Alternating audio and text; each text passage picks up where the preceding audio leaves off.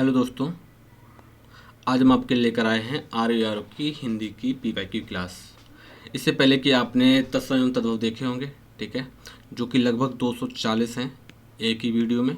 इसी तरह से टोटल हमने जो सीरीज बनाई है, लगभग आपको तत्सम एवं तद्भव के लगभग 700 से लेकर 800 तक क्वेश्चन आपको तैयार कराने हैं, ठीक है। बार बार रिपीट होगा, बार बार रिवीजन भी होगा, और पीवाईक्यू के माध्यम से आप उनको देख पाएंगे कि हाँ, आपकी जो तैयारी चल रही है वो किस बेस पर चल रही है और कहाँ तक पहुँची है, ठीक है। तो आज हम यूपीएससी के आर की हिंदी की पीवाई की क्लास हम ले रहे हैं, और ये आर का 2014 का हिंदी का आया हुआ पेपर है। तो आज हम आपको ऑलरेडी पता है कि 27 जुलाई को आपका एग्ज़ाम होना तय हुआ है आर का। उम्मीद है कि आप अपनी तैयारी को अच्छे तरीके से कर रहे होगे। अब हम अपनी क्लास पर आते हैं। पहला हमारा क्वेश्चन है कि कौन सा शब्द घोड़ा का पर्यायवाची नहीं है। तो क्या पूछा जा रहा है कि घोड़ा का पर्यायवाची के बारे में पूछा जा रहा है कि जो नहीं है। हमारे पास 4 ऑप्शन है। 4 ऑप्शन में से पहला ऑप्शन कह रहा है कि बाजी, बी तुरंग, सी शार्दुल और डी है। इन 4 ऑप्शन में से आपको बताना है कि इनमें से कौन सा ऑप्शन सही होगा जो घोड़े का पर्यायवाची नहीं है। बाजी, तुरंग, शार्दुल है। आप कमेंट बॉक्स में कमेंट जरूर करें और अपने सही उत्तर को, जो आपको लगता है कि ये सही उत्तर है, उसको जरूर चुनें, ठीक है। क्योंकि आप इस माना कि रिकॉर्डिंग वीडियो है, लेकिन आप इसको लाइव की तरह देखें। आपको अब लास्ट में जब इस पूरे 60 क्वेश्चन आपको कराए जाएंगे, और 60 क्वेश्चन में आपको बताना है कि आपके पे कितने प्रश्न सही गए और कितने गलत गए, जिससे कि आपकी जो तैयारी है वो आप खुद ही जांच सकते हो, और आपको कितनी और ज़्यादा मेहनत करनी है उस पर भी आप ध्यान दे सकते हो।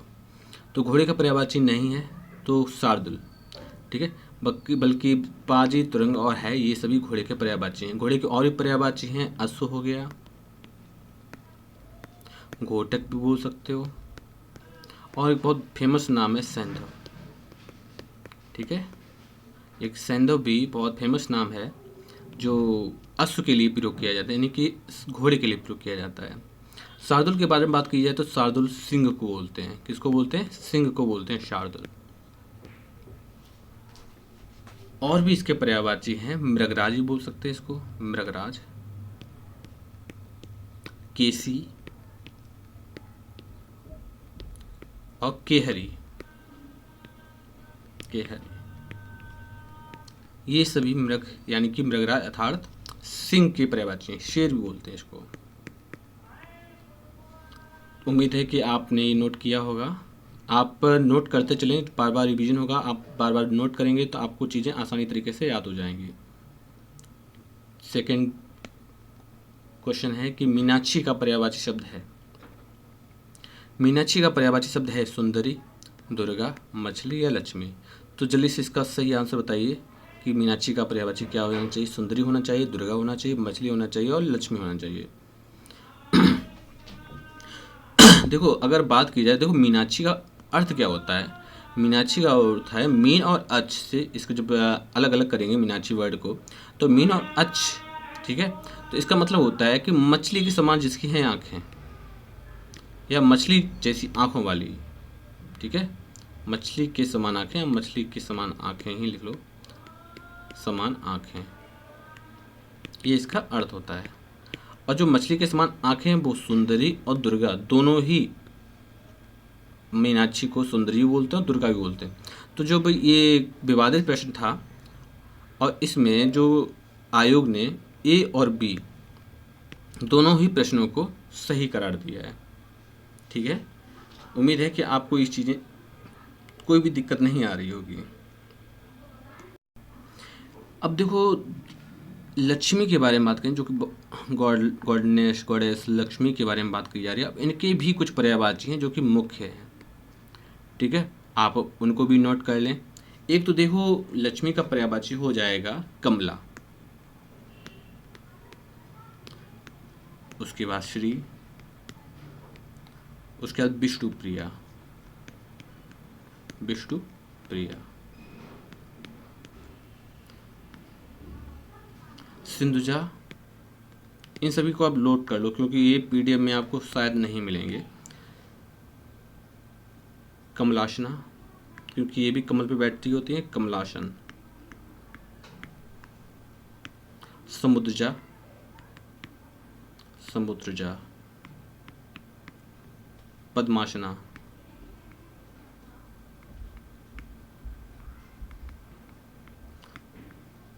अब नेक्स्ट पर आते हैं हम लोग, नेक्स्ट क्वेश्चन पर। क्वेश्चन नंबर देखो 3 क्या कह रहा है कि कौन सा शब्द नाग का पर्यायवाची नहीं है। नाग का पर्यायवाची नहीं है पूछा गया है। तो हमारे पास ऑप्शन है सर्प, यानी ऑप्शन ए कहता है सर्प, बी अहि, सी बीदर और डी तुरंग। तो जल्दी से इसका सही आंसर बताइए कि नाग का पर्यायवाची नहीं है सर्प, अहि, बीदर या तुरंग। तो देखो नाग का पर्यायवाची तुरंग नहीं होगा, क्योंकि तुरंग किसका पर्यायवाची है अभी हम आपको बताते आए हैं। तुरंग किसका है? अश्व का, ठीक है, अश्व का तुरंग पर्यायवाची है। और घोटक, बाजी है, सैंधव, ये सभी क्या है? ये सभी तुरंग के ही पर्यायवाची है। जबकि नाग के पर्यायवाची सर्प हो गया, आई हो गया, बेदर हो गया। क्लियर? कोई समस्या हो तो बता सकते हैं आप। ये सभी किसके पर्यायवाची हैं? नाग के ही पर्यायवाची हैं। अब हम नेक्स्ट पर आते हैं, नेक्स्ट क्वेश्चन पर। क्वेश्चन नंबर देखो 4 क्या कह रहा है कि कौन सा शब्द दैत्य का पर्यायवाची नहीं है। दैत्य का, यानी कि दैत्य का पर्यायवाची नहीं है। और हम इस दैत्य नाम से काफ़ी ज़्यादा परिचित हो चुके हैं। आपने बचपन में आपने बहुत सारी कहानियों में दैत्यों के बारे में सुना है, ठीक है। तो ये उन्हीं दैत्यों के अलग अलग नाम हैं। तो दैत्य का पर्यायवाची पूछा गया है। तो दैत्य का पर्यायवाची ऑप्शन नंबर ए राक्षस, बी दानव, सी भूसुर या डी निशाचर। तो दैत्य का पर्यायवाची नहीं है पूछा गया है, ठीक है। तो जल्दी से आपको इसका सही आंसर कमेंट बॉक्स में लिखें कि राक्षस होगा, दानव होगा, भूसुर होगा या निशाचर होगा। दैत्य का पर्यायवाची भूसुर नहीं होगा। इस प्रश्न का आंसर सी सही है, बल्कि राक्षस, दानव, निशाचर ये सभी दैत्य के पर्यायवाची हैं। भूसुर क्यों नहीं है? क्योंकि भूसुर ब्राह्मण का पर्यायवाची है, ब्राह्मण का। क्लियर? आपको चीज़ें समझ में आ रही हैं? ब्राह्मण महिषुर, महिषुर, भूदेव, विप्र, ये सभी किसके पर्यायवाची हैं? ये सभी भूसुर के पर्यायवाची हैं। नोट करना बिल्कुल भी ना भूलें, क्योंकि आप नोट करेंगे चीज़ें आपको आसानी से याद होंगी। क्वेश्चन नंबर 5 देखो क्या कह रहा है कि रूह का पर्यायवाची शब्द नहीं है। रूह का, तो ऑप्शन नंबर ए बिटप, बी प्रसून, सी तड़का या डी हेरम। जल्दी से इसका राइट आंसर बताइए कि रूह का पर्यायवाची शब्द है, ठीक है, इसमें नहीं वाला नहीं। रूह का पर्यायवाची कौन सा है? बिटप होगा, प्रसून होगा, तड़का होगा, हेरम होगा। चलिए से इसका राइट आंसर बताइए कि आपकी नज़र में इस रूह का पर्यायवाची क्या हो जाना चाहिए? बिटप, प्रसून, तड़का या हेरम। तो जो रूह का पर्यायवाची है वो होगा बिटप। रूह के और भी पर्यायवाची हैं, कौन कौन से देख लो। पेड़, पेड़ भी रूह का पर्यायवाची है। पादप, पादप, ये सभी किसके पर्यायवाची हैं? रूह के ही पर्यायवाची हैं। क्लियर? कोई समस्या है तो आप बता सकते हैं। आगे बढ़ते हैं। और भी देखो, रूह के पर्यायवाची वृक्ष भी हो जाएगा, वृक्ष, रूह का पर्यायवाची वृक्ष भी हो जाएगा। द्रुम काफ़ी ज़्यादा इंपॉर्टेंट है, द्रुम, द्रुम। हेरम पर आते हैं, प्रसून, तड़का, हेरम की बात की जाए तो बताइए हेरम किसका पर्यायवाची होगा? हेरम बताइए, हेरम किसका पर्यायवाची होगा? तो हेरम होगा गणपति, गणपति। अब गणपति कौन होते हैं? गणाधिपति होते हैं, एक नाम ये भी गणाधिपति, गणाधिपति।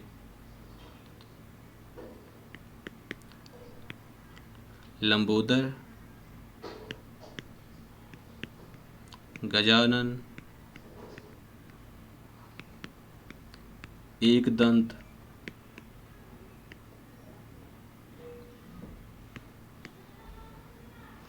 ठीक है। तो ये सभी किसके पर्यायवाची हैं? हेरम के पर्यायवाची, अर्थात गणेश। क्लियर? आगे बढ़ते हैं हम लोग। क्वेश्चन नंबर 6 देखो क्या कह रहा है कि कौन सा शब्द ब्रह्मा का पर्यायवाची नहीं है। ब्रह्मा का पर्यायवाची नहीं है पूछा गया, ब्रह्मा का पर्यायवाची नहीं है, ठीक है। ब्रह्मा का पर्यायवाची नहीं है पूछा गया है, तो बताइए कि ब्रह्मा का पर्यायवाची नहीं होगा। हमारे पास ऑप्शन है ए कमलासन, बी चित्रानन, सी चतुर्मुख या डी चतुर्भुज।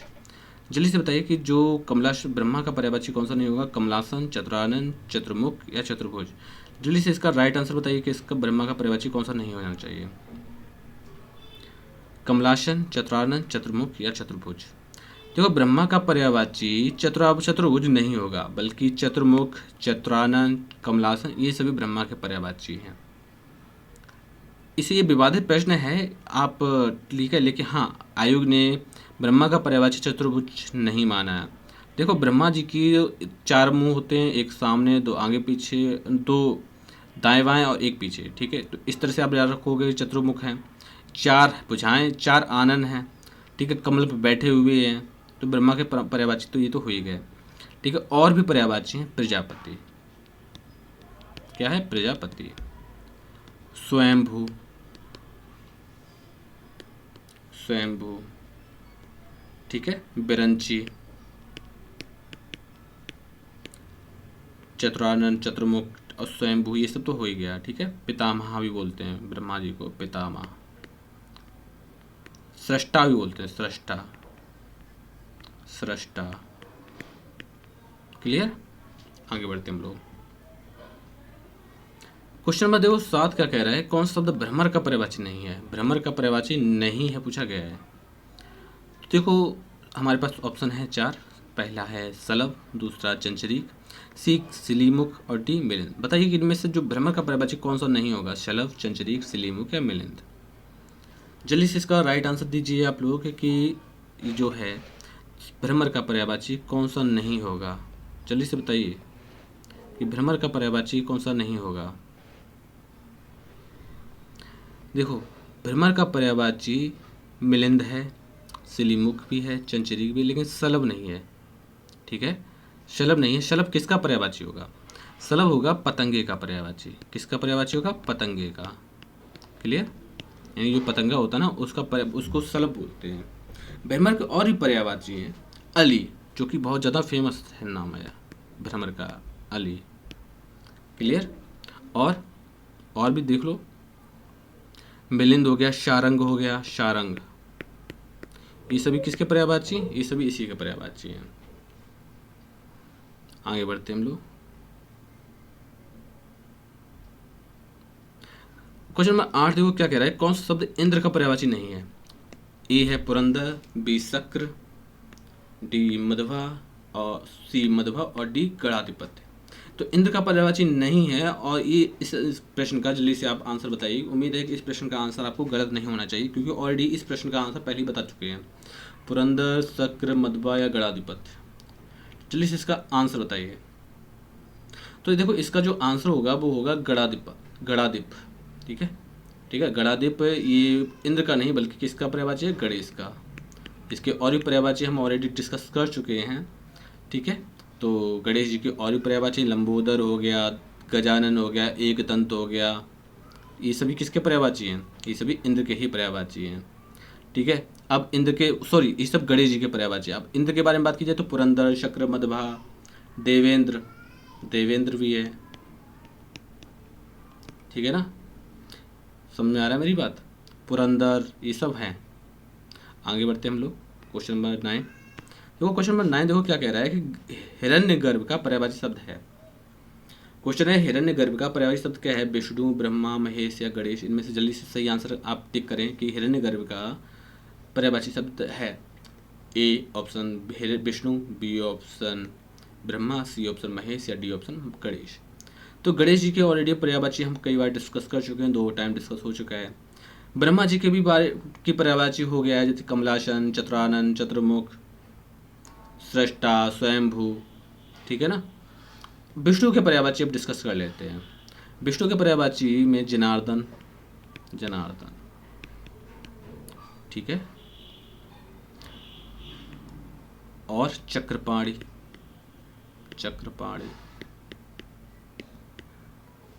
और क्या हो जाना चाहिए बताइए, ठीक है, मुकुंद नारायण,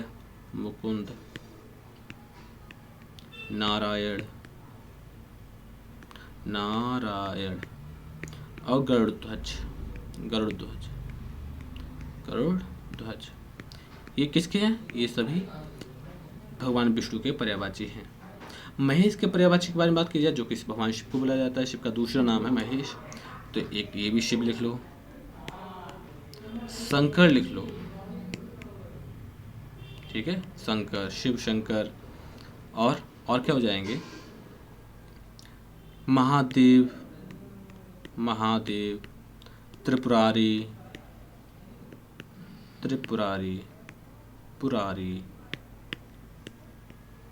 ठीक है, देवाधिपति, देवाधिप, देवाधिप, ठीक है, चंद्रमौली, चंद्रमौली,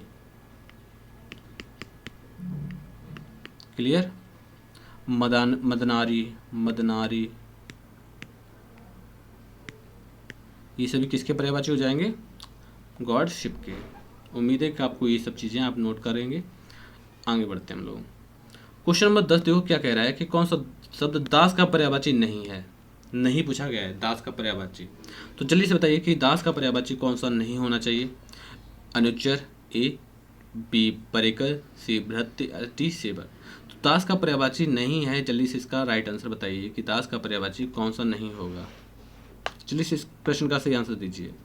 दास का पर्यायवाची कौन सा नहीं होगा? अनुचर नहीं होगा, परिकर नहीं होगा, भर्त नहीं होगा या सेवक नहीं होगा। जल्दी से इस प्रश्न का आंसर कमेंट बॉक्स में लिखिए कि दास का पर्यायवाची कौन सा नहीं होगा। देखो दास का पर्यायवाची इन्होंने परिकर बताया था, लेकिन आयोग ने इस प्रश्न पर विवाद उठाया और इस प्रश्न को चारों ऑप्शन को दास का पर्यायवाची के तौर पर देखा। दास का पर्यायवाची अनुचर भी होता है, परिकर भी होता है, भर्त भी होता है और सेवक। ये चारों ही ऑप्शन दास के पर्यायवाची होते हैं, तो इस प्रश्न का कोई भी आंसर सही नहीं था, ठीक है। इसलिए आयोग ने सभी को समान अंक प्रदान किए थे। नेक्स्ट क्वेश्चन पे आते हैं हम लोग। क्वेश्चन नंबर 11 देखो क्या कह रहा है कि जंगम का विलोम शब्द है। अभी तक हमने पर्यायवाची 10 पर्यायवाची देखे थे, जो कि देखो 2014 का विवादित प्रश्न था हिंदी का। अब बात करते हैं उसी विवादित प्रश्न पर हम आज हैं, जैसे कि आपको कई सारे प्रश्न ऐसे दिखाई देंगे जो विवादित होंगे। जंगम का विलोम शब्द है कौन सा? अगम, दुर्गम, स्थावर या चंचल। जल्दी से बताइए कि जो जंगम है उसका विलोम शब्द क्या सही होगा। जल्दी से बोलिए कि जंगम का क्या सही होगा। जो जंगम का स्थावर विलोम शब्द है, स्थावर। जंगम का क्या होगा? स्थावर होगा। दुर्गम का क्या होगा? दुर्गम का होगा सुगम पर्यायवाची। दुर्गम का क्या होगा? सुगम पर्यायवाची होगा, ठीक है, क्लियर, कोई समस्या? चंचल का बारे में बात की जाए, चंचल का हो जाता है स्थिर। चंचल का पर्यायवाची क्या हो जाएगा? स्थिर हो जाएगा। दुर्गम का सुगम हो जाएगा। आगे बढ़ते हैं। क्वेश्चन नंबर देखो 12 क्या कह रहा है कि सृष्टि का विलोम क्या होगा। ऑप्शन नंबर हमारे पास एक है विसृष्टि, बी है प्रलय, सी है व्यष्टि, डी है समष्टि। जल्दी से सृष्टि का पर्यायवाची बताइए, सॉरी सृष्टि का विलोम शब्द बताइए। ए विसृष्टि, बी प्रलय, सी व्यष्टि और डी समष्टि। जल्दी से सृष्टि का विलोम शब्द कमेंट बॉक्स में लिखें कि इसका सही आंसर क्या हो जाना चाहिए। तो इसका जो सही आंसर होगा वो होगा प्रलय, ठीक है। सृष्टि जो है विलोम शब्द है, सृष्टि का विलोम शब्द प्रलय होगा, ठीक है। सृष्टि का विलोम शब्द क्या है? प्रलय है। व्यष्टि और समष्टि की बात की जाए तो ये एक दूसरे के ही विलोम शब्द हैं, ठीक है। समष्टि का विलोम शब्द व्यष्टि होगा, इस चीज को ध्यान रखिएगा। आगे नेक्स्ट क्वेश्चन पे आते हैं हम लोग। क्वेश्चन नंबर देखो 13 क्या कह रहा है कि ईप्सित का विलोम शब्द है। ईप्सित का अभीप्सित, परोपसित, अनीप्सित या सुनीप्सित। तो ईप्सित का विलोम शब्द क्या होगा? जल्दी से बताइए। ऑप्शन नंबर ए अभीप्सित, सी बी परोपसित, बी अनीप्सित या डी सुनीप्सित। क्योंकि यहाँ पर देखो ऑप्शन थोड़े मिस हुए हैं, ऊपर नीचे हुए हैं।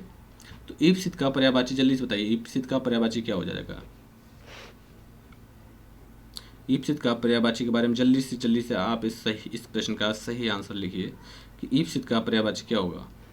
देखो ईप्सित का अनिप्सित पर्यायवाची होगा, सॉरी विलोम शब्द होगा। ईप्सित का क्या हो जाएगा? ईप्सित का अनिप्सित विलोम शब्द होगा। बाकी सभी वर्तनी दृष्टि से शुद्ध है। आगे चलते हैं हम लोग। क्वेश्चन नंबर 14 देखो क्या कह रहा है कि साहचर्य का विलोम शब्द है।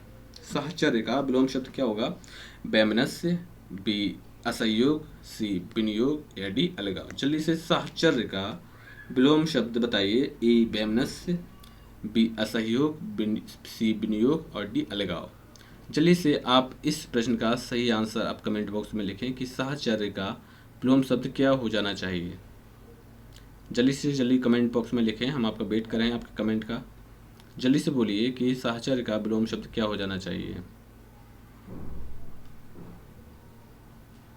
साहचर्य का विलोम शब्द क्या हो जाना चाहिए? तो साहचर्य का जो विलोम शब्द है, जो साहचर्य का जो विलोम है वो अलगाव होगा। साहचर्य का क्या हो जाएगा? अलगाव होगा। वैमनस्य का क्या हो जाएगा? वैमनस्य का हो जाएगा सोमनस, सोमनस। ठीक है, वैमनस्य का क्या हो जाएगा? सोमनस हो जाएगा। कोई दिक्कत? असहयोग के बारे में बात की जाए तो असहयोग का क्या होगा? जल्दी से बताइए। असहयोग का विलोम शब्द क्या हो जाना चाहिए? असहयोग का हो जाएगा सहयोग। बहुत ज़्यादा कठिन तो नहीं था ये। विनियोग के बारे में बात की जाए तब जल्दी से बताइए, विनियोग का क्या होगा? योग का विनियोग। आगे बढ़ते हैं। 15 क्वेश्चन बताइए, विराट का विलोम शब्द क्या होगा? बृहत, बृहत, छोटापन या क्षुद्र। विराट जो शब्द है उसका विलोम शब्द पूछा गया है कि बताइए विराट शब्द का विलोम शब्द क्या होगा? बृहत, बृहत, छोटापन या क्षुद्र।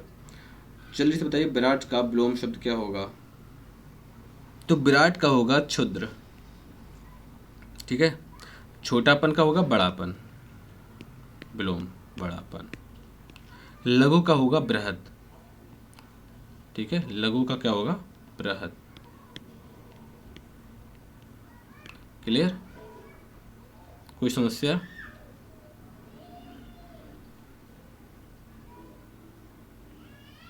आगे बढ़ते हैं हम लोग। क्वेश्चन नंबर देखो 16 क्या कह रहा है कि स्पर्श का विलोम शब्द क्या होगा? ए स्पर्श, बी अस्पृश्य, सी अस्पृश्य। ठीक है, ये 4 ऑप्शन है, चारों ऑप्शन का अर्थ एक ही है। ठीक है, लेकिन बस ये है कि बदनी दृष्टि से अशुद्ध है। ठीक है, जल्दी से बताइए स्पर्श का विलोम शब्द क्या होगा? देखो पहला वाला तो ऑलरेडी गलत हो ही गया है। अब बी और सी के बारे में बात की जाए जो कि बर्तनी दृष्टि से अशुद्ध हैं, तो इनमें से सही क्या होगा? देखो इसका जो राइट आंसर होगा वो क्या होगा? अस्पृश्य। ठीक है, अब कौन सा अस्पृश्य बी और सी में सही होगा? जल्दी से इसका राइट आंसर दीजिए। तो इसका जो राइट आंसर होगा वो होगा डी। ठीक है, आगे बढ़ते हैं हम लोग। क्वेश्चन नंबर 17 देखो क्या कह रहा है, अज्ञ का विलोम शब्द है विज्ञ, यज्ञ, सर्वज्ञ, अनज्ञ। अज्ञ का क्या होगा? जल्दी से बताइए अज्ञ का विलोम शब्द क्या होगा? विज्ञ, यज्ञ, सर्वज्ञ या अनज्ञ।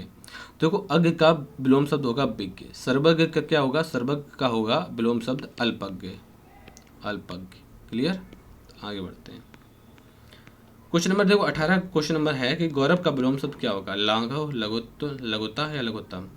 गौरव का विलोम शब्द क्या होगा? लाघव, लघुत्ता, लघुत्ता या लघुत्तम। तो गौरव का हो जाता है लाघव विलोम शब्द। ठीक है, क्लियर?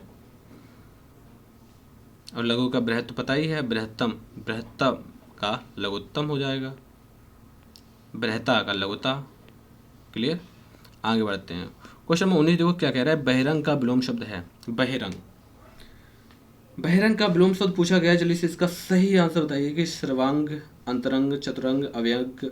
बहिरंग का विलोम शब्द क्या हो जाएगा? जल्दी से इसका राइट आंसर आप लिख के दीजिए, कमेंट बॉक्स में जल्दी से कीजिए कि बहिरंग का विलोम शब्द क्या हो जाएगा। तो बहिरंग का जो होगा वो क्या होगा? अंतरंग, बिल्कुल सही जवाब है। बहिरंग का क्या हो जाएगा? बहिरंग का क्या हो जाएगा? अंतरंग इसका सही आंसर हो जाएगा। आगे बढ़ते हैं हम लोग। क्वेश्चन नंबर 20 पर आते हैं कि ग्रस्त का विलोम शब्द क्या होगा? ग्रस्त का सुप्त, ग्राद, मुक्त या लुप्त। तो ग्रस्त का क्या हो जाएगा? मुक्त हो जाएगा इसका विलोम शब्द। ठीक है, ग्रस्त मीन्स होता है गृहस्थी में लगा हुआ है, यानी कामकाज में लगा हुआ। मुक्त मीन्स होता है सभी चीजों से आजाद। ठीक है, जागृत का हो जाता है सुप्त। ठीक है, गाद का अगाध। क्लियर? कोई समस्या? आगे बढ़ते हैं। या लुप्त को कह सकते हो प्रकट, प्रकट कहते हैं लुप्त को, प्रकट, प्रकट, लुप्त को प्रकट। क्लियर? आगे बढ़ते हैं हम लोग। क्वेश्चन नंबर 21 को देखो कि निम्नलिखित में से वाक्यों में से शुद्ध वाक्य क्या है? मेरे घर के पास एक हलवाई की दुकान। अभी तक हमने विलोम देख लिए, पर्यायवाची शब्द देख लिए 10-10। अब आते हैं विलोम, वो शुद्ध वर्तनी वाले शब्द पर। तो मेरे घर के पास एक हलवाई की दुकान है। मेरे घर के पास एक हलवाई की दुकान स्थित है। मेरे घर के पास एक हलवाइयों की दुकान है और मेरे घर के पास हलवाई की एक दुकान है। जल्दी से 4 ऑप्शन है, 4 ऑप्शन में से आपको एक ऑप्शन पर सही टिक करना है। मेरे घर के पास एक हलवाई की दुकान है। मेरे घर के पास, देखो मेरे घर के पास सब में कॉमन है। अब जो कॉमन नहीं है वो है एक हलवाई की दुकान स्थित है, एक हलवाइयों की दुकान है, या हलवाई की एक दुकान है। तो जल्दी से इसका राइट आंसर आप दीजिए कि इनमें से ए बी सी डी में कौन सा सही आंसर होगा। देखो जो हलवाइयों की एक दुकान है ये तो वैसे भी गलत हो गया, ठीक है। एक हलवाई की दुकान है और एक हलवाई की दुकान स्थित है, ये भी गलत हो गया।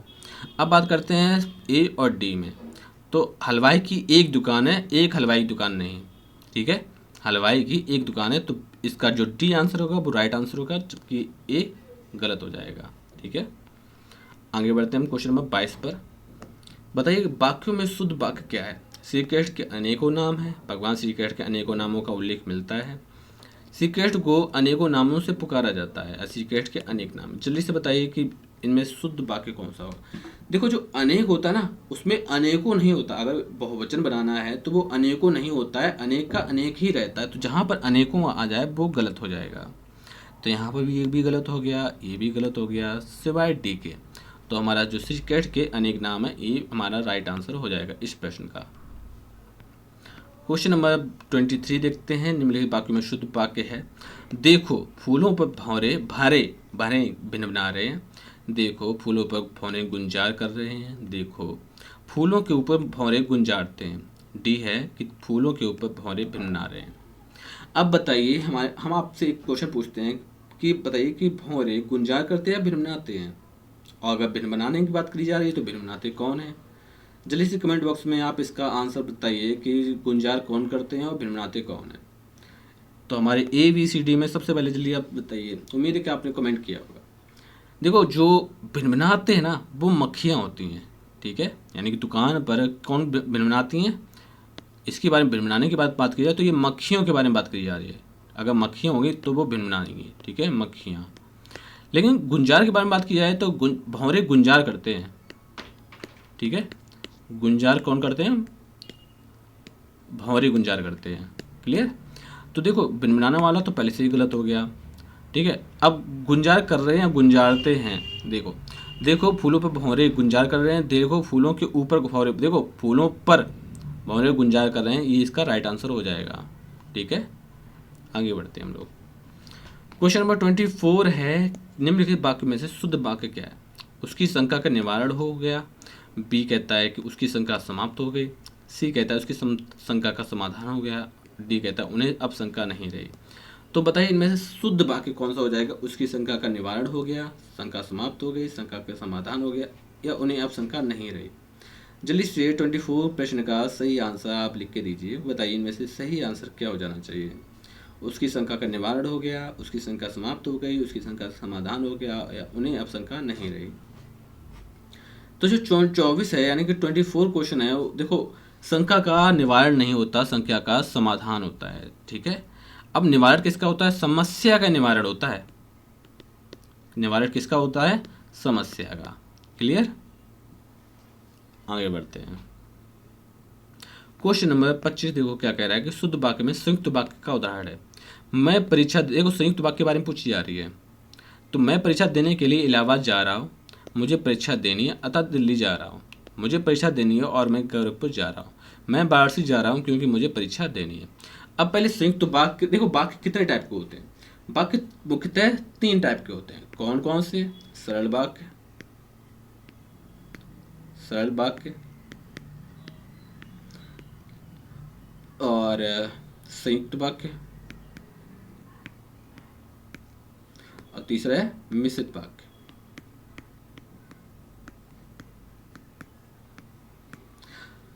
सरल वाक्य देखो, सरल वाक्य, संयुक्त वाक्य और मिश्रित वाक्य, ठीक है। देखो अब इसमें देखो कब, क्यों, कहाँ, कैसे, बीच में कोई भी गैप नहीं आया है। मैं परीक्षा देने के लिए जा रहा हूँ, ये एक वाक्य है, पूरा का पूरा कंप्लीट वाक्य है। तो वो वाक्य कौन सा होगा, सरल वाक्य, ठीक है। संयुक्त वाक्य के बीच में दो, देखो संयुक्त वाक्य में दो विशेष, दो सब्जेक्ट और दो विधेय होते हैं। क्लियर। मुझे परीक्षा देनी है और मैं गोरखपुर जा रहा हूँ, दोनों ही कंप्लीट वाक्य हैं। और जो संयुक्त वाक्य में दो अलग अलग वाक्य होते हैं जो अपना कंप्लीट अर्थ देते हैं। ठीक है। तो हमारा जो संयुक्त वाक्य का सी हमारा राइट आंसर हो जाएगा। मिश्रित वाक्य में बात की जाए तो मिश्रित वाक्य ऐसे वाक्य होते हैं जो जिनमें से एक कंप्लीट वाक्य होता है जबकि दूसरा उस कंप्लीट वाक्य यानी उस, ठीक है, उस कंप्लीट वाक्य पर आश्रित होता है। मैं वाराणसी जा रहा हूं, क्यों? क्योंकि मुझे परीक्षा देनी है। ठीक है। तो टी मिश्रित वाक्य हो जाएगा। समझ रहे हो मेरी बात? चलो आगे बढ़ते हैं हम लोग।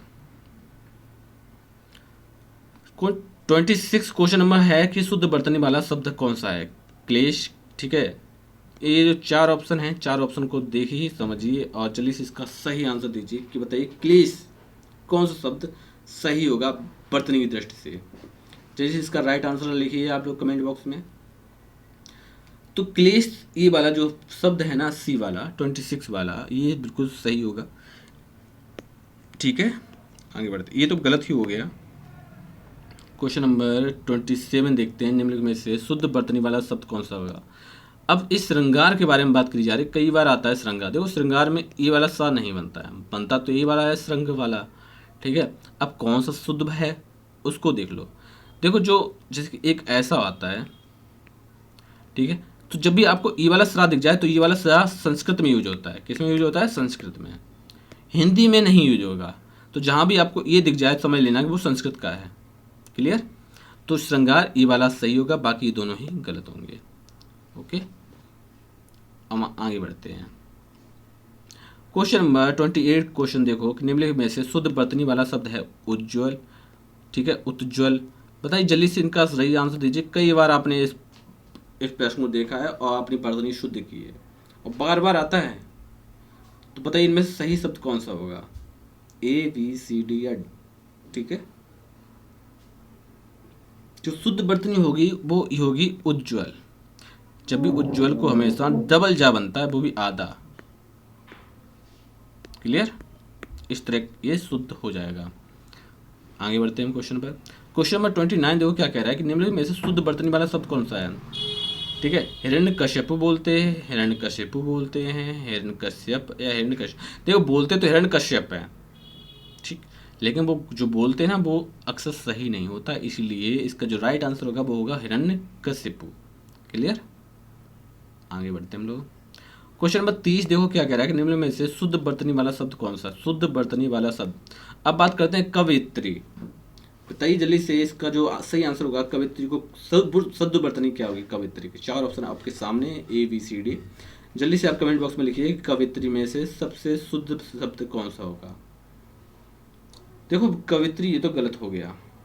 ठीक है। और कवियत्री भी गलत है, कवियत्री भी गलत है। तो हमारा जो राइट आंसर होगा वो होगा ए, कवियत्री। क्लियर। आगे बढ़ते हैं क्वेश्चन नंबर 31 पर। कनिष्ठा और मध्यमा के बीच की उंगलियों को क्या कहते हैं? ठीक है। कनिष्ठा और मध्यमा के बीच की उंगलियों को क्या कहते हैं? अब ये जो है उंगलियों की पहचान आपको पता होनी चाहिए। हम आपको दिखाते हैं बनाकर। हाथ का जो चित्र होगा वो हम आपको बनाते हैं, ठीक है, फिंगर का चित्र। ठीक है। थोड़ा बहुत मतलब अच्छा ना बने लेकिन आप समझ लेना।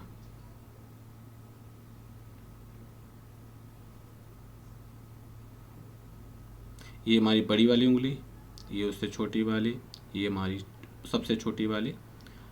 ठीक है। देखो ये होता है हमारा अंगूठा, इसको हम अंगुष्ठ बोलते हैं संस्कृत में, अंगुष्ठ या अंगूठा। ठीक है।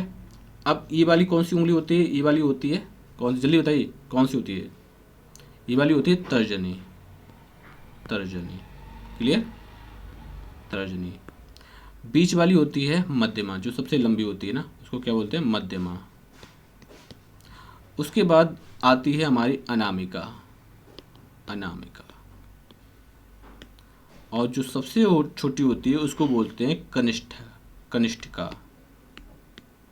कनिष्ठिका। क्लियर। तो हमारी जो पूछा गया है कि कनिष्ठिका और मध्यमा के बीच की उंगली को क्या कहते हैं? अनामिका कहते हैं। ठीक है। अनामिका। तो हमारा जो सही आंसर होगा वो इनमें से 31 में से कौन सा होगा? जल्दी से बताइए कि 31 में से कौन सा सही आंसर हो जाना चाहिए। शुद्ध वर्तनी किसकी सही होगी? आई थिंक हमने लिखा है ऑलरेडी, लेकिन फिर भी ठीक है। तो इसकी जो शुद्ध वर्तनी है वो किसकी होगी? वो होगी ऑप्शन नंबर डी, इसका राइट आंसर होगा। आगे बढ़ते हैं। क्वेश्चन नंबर 32 देखो, 32 क्वेश्चन देखो क्या कह रहा है। 32 क्वेश्चन जल्दी से बताइए कि जिसके पेट में माँ ने रस्सी बांध दी हो उसे क्या कहते हैं? ठीक है, अनेक शब्दों के लिए एक शब्द होता ना, बाकी के लिए एक शब्द। जिसके पेट में माँ ने रस्सी बांध दी हो, देखो पेट को कहते हैं उदर। ठीक है, पेट को क्या कहेंगे? उदर। और रस्सी को कहेंगे दाम। दाम और उदर को मिक्स करेंगे तब क्या बन जाएगा? दामोदर। दामोदर। तो हमारा जो राइट आंसर होगा वो होगा ऑप्शन नंबर डी। आगे बढ़ते हैं लोग। क्वेश्चन नंबर 33 देखो क्या कह रहा है कि पीछे पीछे चलने वाले वाक्यांश के लिए एक शब्द कौन सा है? पीछे पीछे चलने वाले के लिए देखो, पीछे पीछे चलने वाले के लिए ऑप्शन नंबर ए में अनुचर, बी में अनुगामी, सी में अनुवर्ती या डी में अनुगमनीय। तो पीछे पीछे चलने वाले वाक्यांश के लिए एक शब्द है अनुचर और अनुगामी दोनों ही। जो आयोग ने इस प्रश्न का उत्तर ए और बी दोनों को ही सही माना है। ठीक है, आगे बढ़ते हैं। क्वेश्चन नंबर 34 देखो क्या कह रहा है कि जिसकी कोई कीमत ना हो सके वाक्यांश के लिए एक शब्द कौन सा होगा? जिसकी कोई कीमत ना हो सके। जल्दी से इसका राइट आंसर बताइए कि जिसकी कोई कीमत ना हो सके उसका सही आंसर क्या होगा? कीमती, अमूल्य, बहुमूल्य और उपयोग में से कोई नहीं। देखो, जिसकी कोई कीमत ना हो सके वो होता है बहुमूल्य या अमूल्य, अमूल्य होता है। क्या होता है? अमूल्य होता है।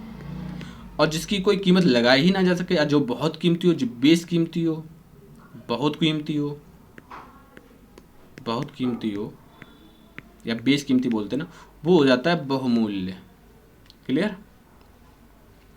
क्वेश्चन नंबर 35 देखो क्या कह रहा है कि थोड़ा नपा तुला भोजन करने वाले वाक्यांश के लिए उपयुक्त शब्द कौन सा है? यानी कि ऐसा व्यक्ति जो नपा तुला भोजन करता हो। ठीक है, ऐसा व्यक्ति जो नपा तुला भोजन करता हो उसका क्या हो जाएगा वाक्यांश? जल्दी से बताइए। देखो, नपा तुला भोजन मिताहारी करता है, तो इसका जो सी आंसर वो राइट आंसर हो जाएगा। अब जो बहुत कम खर्च करता हो उसको क्या कहेंगे? ठीक है, उसको कहेंगे मितव्ययी। और बहुत कम खर्च करने वाला मितव्यय। ठीक है। क्वेश्चन नंबर 36 है कि गुरु के समीप रहकर अध्ययन करने वाले के लिए एक शब्द पूछा गया है। गुरु के समीप रहने वाले के लिए एक शब्द कौन सा? जल्दी से इसका राइट आंसर दीजिए। उम्मीद है कि ये सबको आता है, सबको पूछा भी जाता है, बहुत सारे एग्जाम में पूछा गया है, कम से कम 10-20 एग्जाम में पूछा गया है ये हाल फिलहाल में। तो गुरु के समीप रहकर अध्ययन करने वाले शब्द के वाले के लिए कौन शब्द सही होगा? शिष्य, आश्रमवासी, विद्यार्थी, अंतेवासी। देखो, गुरु के समीप जो होता है वो अंतेवासी होते हैं, गुरु के समीप रहकर शिक्षा ग्रहण करते हैं। और जो शिक्षा ग्रहण करने वाले होते हैं वो होते हैं विद्यार्थी, जिनको जो विद्या ग्रहण करते हैं। और आश्रम के अंदर जो रहते हैं वो होते हैं आश्रमवासी। ठीक है। और गुरु की हर आज्ञा का पालन करते हैं वो होते हैं शिष्य। ठीक है। क्वेश्चन नंबर 37 देखो, जिसके हृदय पर आघात हुआ हो, जिसके हृदय पर आघात हुआ हो उसके लिए एक उपयुक्त शब्द कौन सा होगा? मर्माहित, मर्माहुत, मर्माहुत या मर्माहूत। चलिए इसका राइट आंसर बताइए कि इसका राइट आंसर क्या हो जाना चाहिए कि जिसके हृदय पर आघात हुआ हो। ठीक है, जिसके हृदय पर आघात हुआ हो, जल्दी से बताइए इसका सही आंसर क्या होगा। देखो, इसका जो राइट आंसर होगा वो होगा मर्माहत। ठीक है, मर्माहत इसका राइट आंसर होगा, बाकी सभी वर्तनी दृष्टि से अशुद्ध है। क्वेश्चन नंबर 38 क्वेश्चन देखो कि जो अपने पद से हटाया गया हो उसके लिए उपयुक्त शब्द कौन सा है? ऑप्शन नंबर ए पदभ्रष्ट, ऑप्शन नंबर डी पदानुगत, ऑप्शन नंबर सी पदानुगत, ऑप्शन नंबर डी पदच्युत। जल्दी से बताइए जो पद से हटाया गया हो। देखो, हटाने को कहते हैं च्युत। ठीक है, च्युत, हटाने को च्युत कहते हैं, और पद से हटाने को पदच्युत कहेंगे। ठीक है, तो इसका जो राइट आंसर होगा वो होगा डी। अब पद भ्रष्ट के बारे में बात की जाए तो देखो, एक ऐसा व्यक्ति जो भ्रष्टाचार के कार्यों में लिप्त पाया गया हो, भ्रष्टाचार से संबंधित पाया गया हो, भ्रष्टाचार से, उसको क्या कहेंगे? पदभ्रष्ट। ठीक है, क्या कहेंगे उसको? पदभ्रष्ट। आगे बढ़ते हम लोग, अपनी एनर्जी के साथ लगे रहिए। क्वेश्चन नंबर देखो 40 देखो क्या कह रहा है कि जिसकी पूर्व से कोई आशा ना हो। बहुत ही आसान, बहुत ही प्यारा सा क्वेश्चन है कि जिसकी पूर्व से कोई आशा ही ना हो। तो ऐसे के लिए एक शब्द चुनना है हमें। ए में प्रत्याशित, अप्रत्याशित। ठीक है, जल्दी से बताइए। देखो ये तो वर्तनी की दृष्टि से अशुद्ध है। अब बताइए ये होगा कि नहीं होगा। देखो जिसकी पूर्व से कोई आशा ना हो, ना के लिए देखो ना जहाँ भी लग जाए तो वहाँ पे आ का मतलब होता है ना। ठीक है, आ का अर्थ ना होता है, तो प्रत्याशित तो हटा ही दो। अब इनको वर्तनी दृष्टि से बताइए कि इनमें से कौन सा वर्तनी दृष्टि से शुद्ध होगा। ठीक है, जल्दी से बताइए कि वर्तनी दृष्टि से कौन सा शुद्ध होगा। देखो जो अप्रत्याशित इसका सही आंसर होगा, जिसकी कोई आशा ना की जा सके, और जिसकी आशा की जा सके उसको क्या कहेंगे, प्रत्याशित। क्वेश्चन नंबर 41 देखो क्या कह रहा है कि मक्खी शब्द का तत्सम क्या होगा, मच्छिका, माछी, मच्छी या मच्छिका। जल्दी से इसका राइट आंसर बताइए कि इसका राइट आंसर क्या हो जाना चाहिए, मक्खी का तत्सम रूप। अब हम तत्सम और तद्भव पर आ गए हैं। जल्दी से बताइए मक्खी शब्द का तत्सम रूप क्या हो जाएगा, मच्छिका, माछी, मच्छी या मच्छिका। देखो जो इसका राइट आंसर होगा वो मच्छिका, लेकिन आयोग ने मच्छिका इसको भी माना है, तो हम इस दोनों पर चलेंगे। ठीक है, क्वेश्चन नंबर 42 देखो क्या कह रहा है कि हल्दी शब्द का तत्सम रूप क्या होगा। नंबर ए हरिद्रा का, बी हरिद्रा, सी हरिद्रा या डी हलिद्रा। जल्दी से इसका राइट आंसर बताइए कि इसका राइट आंसर क्या हो जाना चाहिए। जल्दी कमेंट बॉक्स में इसका सही आंसर जल्दी से लिखिए। जितनी जल्दी से आप लिख सकते हो उतनी जल्दी हाथ चलाइए, उंगलियां चलाइए। जल्दी से इसका राइट आंसर बताइए कि हल्दी का शब्द का तत्सम रूप क्या होगा, हरिद्र का, हरिद्रा, हरिद। ठीक है, तो इसका जो राइट आंसर होगा वो होगा ऑप्शन नंबर सी, हरिद्रा। ठीक है, हरिद्रिका और हरिद्रा नहीं होगा, हरिद्रा भी नहीं होगा, बाकी सब वर्तनी दृष्टि से अशुद्ध है। क्वेश्चन नंबर 43 देखो हुलास का तत्सम रूप क्या होगा, हुलास। जल्दी से बताइए ए बी सी डी में हुलास शब्द का तत्सम रूप क्या होगा, हिलास होगा, बिलास होगा, हास्य होगा या उल्लास होगा। देखो उल्लास का तत्सम रूप उल्लास होगा। ठीक है, आगे ध्यान रखिए, उल्लास का तत्सम रूप क्या होगा, उल्लास होगा। जबकि हास्य का हंसी होगा, तद्भव हंसी, क्योंकि हास्य ऑलरेडी तत्सम रूप है। ठीक है, आगे बढ़ते हैं।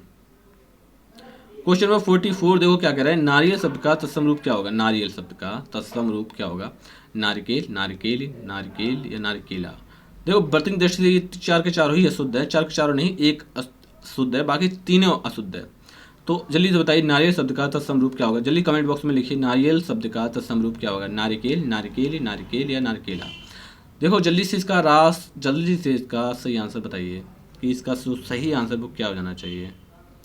जल्दी से बोलिए कि इसका नारियल शब्द का तत्सम रूप क्या हो जाएगा, जल्दी से बोलिए, जितनी जल्दी आप कमेंट बॉक्स में लिख सकते हैं।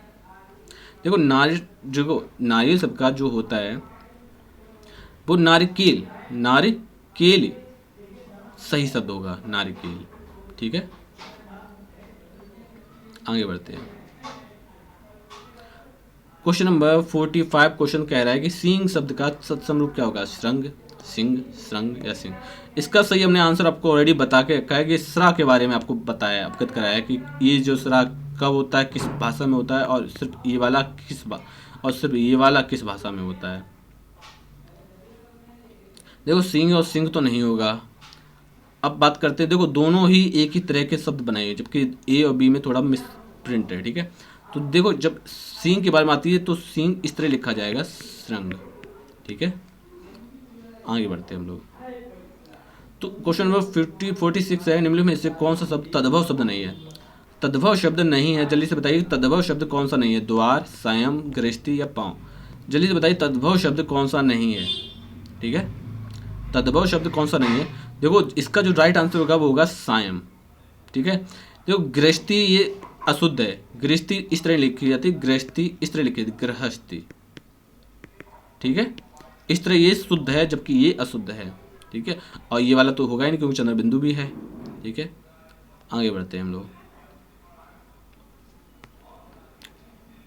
क्वेश्चन नंबर 47 देखो क्या कह रहा है कि एक का शब्द का तद्भव रूप क्या होगा। तद्भव रूप पूछा गया, तद्भव रूप तो अकल, अकिल, अकेला या उपमेय में से कोई नहीं। चलिए इसका राइट आंसर बताइए, कमेंट बॉक्स में लिखिए कि इसका राइट आंसर क्या होगा, एकल शब्द का तद्भव रूप, अकल, अकिल, एक, अकेला या उपमेय में से कोई नहीं। तो इसका जो तद्भव रूप होगा वो होगा अकेला।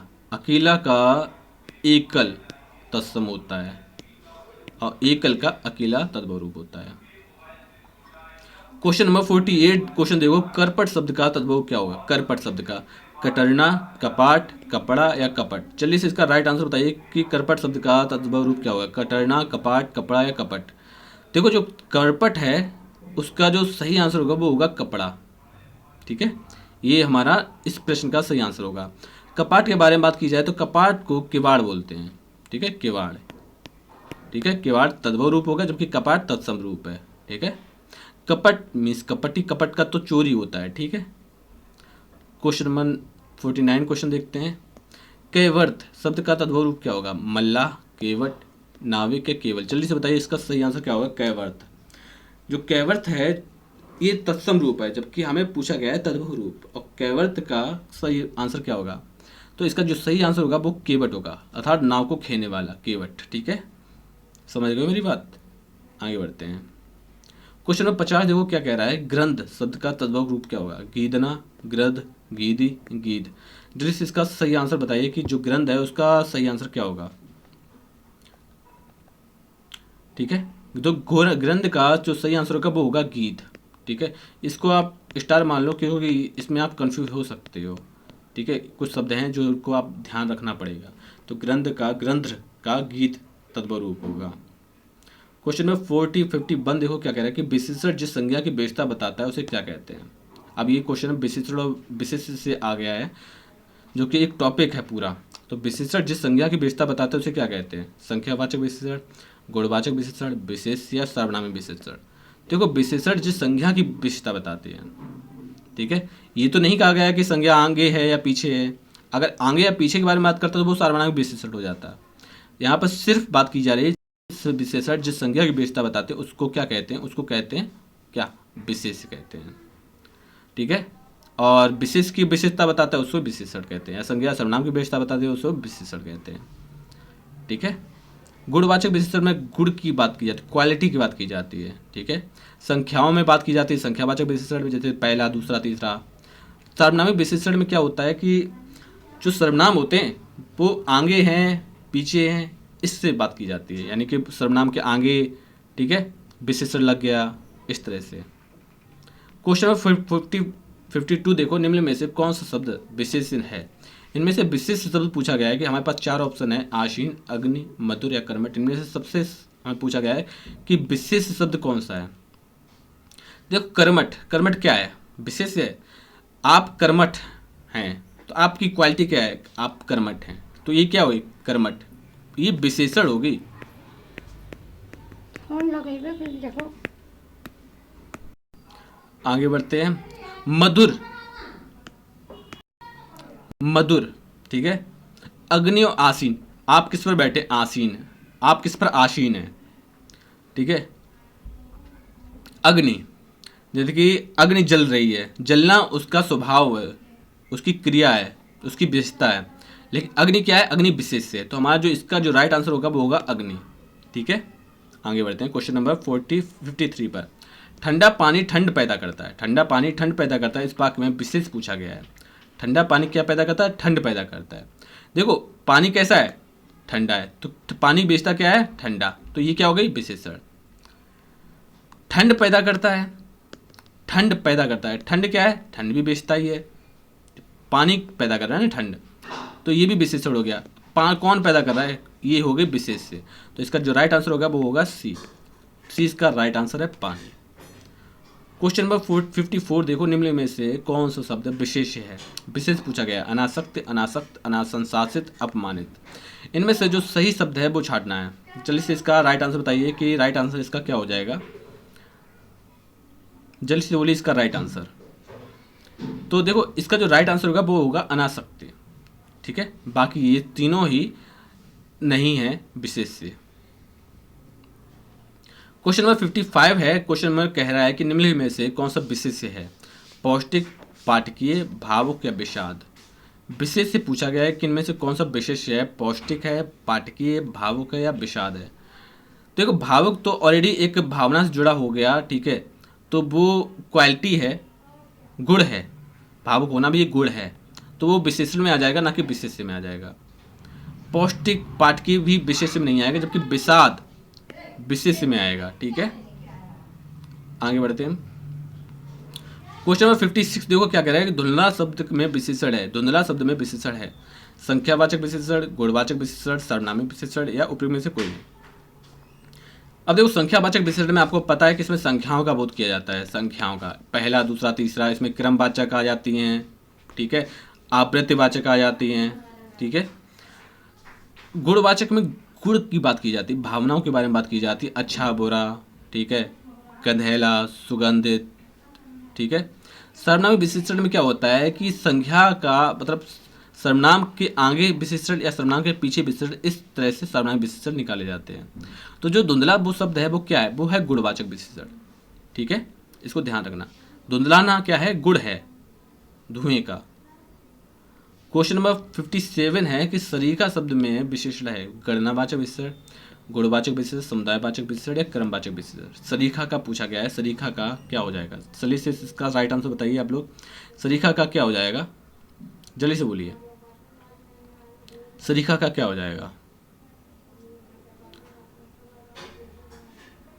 देखो अब इसका हो जाएगा गुणवाचक विशेषण। सरीखा का क्या हो जाएगा, सरीखा का गुणवाचक विशेषण हो जाएगा। गुणवाचक विशेषण कहते हैं ऐसा विशेषण, ऐसे संज्ञा सर्वनाम के शब्द, ठीक है, मतलब जिस विशेषण से किसी संज्ञा या सर्वनाम की गुण, दोष, दशा, आकार, प्रकार, रंग, रूप इत्यादि का पता चलता है, उसको क्या कहेंगे, उसको कहेंगे गुणवाचक विशेषण।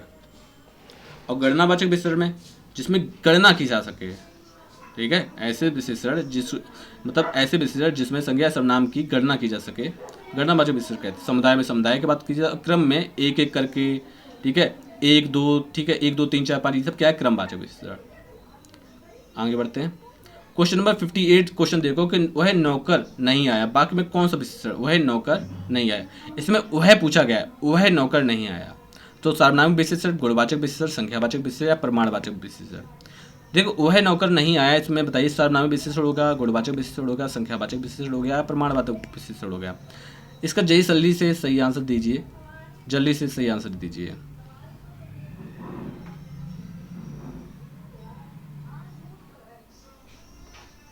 देखो वह नौकर नहीं आया है, ये है सर्वनामी विशेषण।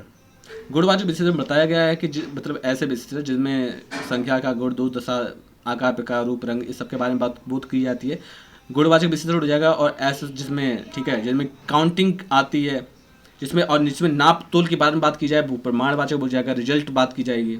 और सर्वनामी विशेषण में जैसे वह, तो, में, जबकि इत्यादि जब लगा हो, ठीक है, तो वो सर्वनामी विशेषण हो जाएगा। क्वेश्चन नंबर 59 है कि तीसरा शब्द में विशेषण है। ये सेकंड लास्ट क्वेश्चन है हमारी आज की क्लास का, जल्दी से बताइए। तीसरा शब्द में विशेषण है पूर्णांक बोधक विशेषण, आवृत्तिवाचक विशेषण, गणनावाचक विशेषण या क्रमवाचक विशेषण। चलिए से इसका राइट आंसर बताइए कि इसका राइट आंसर क्या होगा, ठीक है। पूर्णांकवाचक विशेषण, आवृत्तिवाचक विशेषण, गणनावाचक विशेषण या क्रमवाचक विशेषण, जल्दी से बोलिए। देखो जो तीसरा शब्द है वो होगा क्रमवाचक विशेषण। पहला, दूसरा, तीसरा, चौथा, पांचवा, छठवां, सातवां, आठवां, ये सब क्या है, क्रम से क्रमवाचक विशेषण है, ठीक है। गणना में काउंटिंग होती है 1 2 3 4 5 6 7 8, ठीक है। आवृत्तिवाचक विशेषण में आवृत्ति का बोध किया जाता है, जैसे कि एक एक करके, ठीक है, या दुगुना, तिगुना, ठीक है। आवृत्ति में क्या हो जाता है, दुगुना, यहाँ में गुना लास्ट में आ जाता है, गुना, जैसे दुगुना, दुगुना, तिगुना, तिगुना, चौगुना, चौगुना, ठीक है। जहाँ पे गुना लास्ट में आ जाए वो समझ लेना कि वो आवृत्तिवाचक विशेषण है, ठीक है।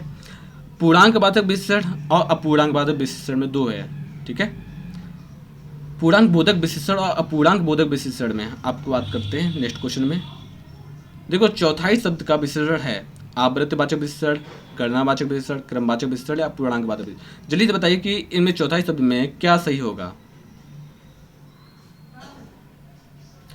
चौथाई शब्द का विशेषण क्या होगा, आवृत्तिवाचक विशेषण, गणनावाचक विशेषण, क्रमवाचक विशेषण या पूर्णांक बोधक विशेषण। जल्दी से इसका राइट आंसर बताइए कि चौथाई शब्द का विशेषण कौन सा होगा। जल्दी से जल्दी इसका राइट आंसर दीजिए कि चौथाई शब्द का विशेषण क्या होगा, आवृत्तिवाचक विशेषण, गणनावाचक विशेषण, क्रमवाचक विशेषण या अपूर्णांक बोधक विशेषण। देखो इसका जो राइट आंसर होगा वो होगा अपूर्णांक बोधक विशेषण।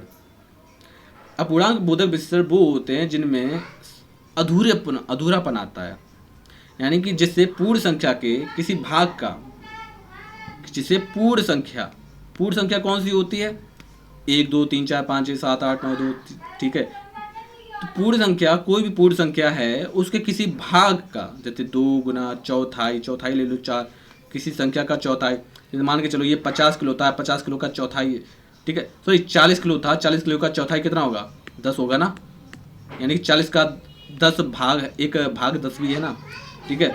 जब ऐसी बात आ जाए तो वो हो जाएगा अपूर्णांक बोधक विशेषण, ठीक है। आवृत्ति वाचक विशेषण में आपको बात की जा रही है ऑलरेडी, ठीक है। 2 गुना 3 गुना 4 गुना 5 गुना 6 गुना 60 गुना, ये सब आवृत्ति वाचक विशेषण में हो जाएगा। गणना में काउंटिंग आ जाती है। क्रमवाचक विशेषण में आपको पता ही है, पहला दूसरा तीसरा चौथा पाँचवा, ठीक है, ये सभी क्रमवाचक विशेषण हैं। तो आज की क्लास आपको यहीं पर, आज की क्लास आपकी यहीं पर समाप्त होती है।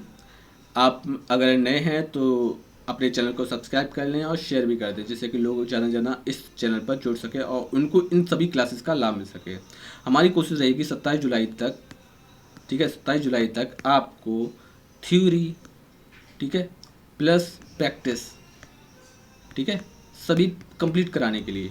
और ये सिर्फ हिंदी क्लास है, इससे जीएस की भी क्लास आपको देखने को मिलेगी, यानी कि कोई भी कसर नहीं छोड़ी जाएगी जो कि आपके एग्ज़ाम तक पहुंचने में सफल ना बनाए।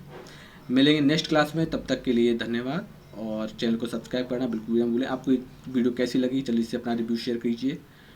धन्यवाद।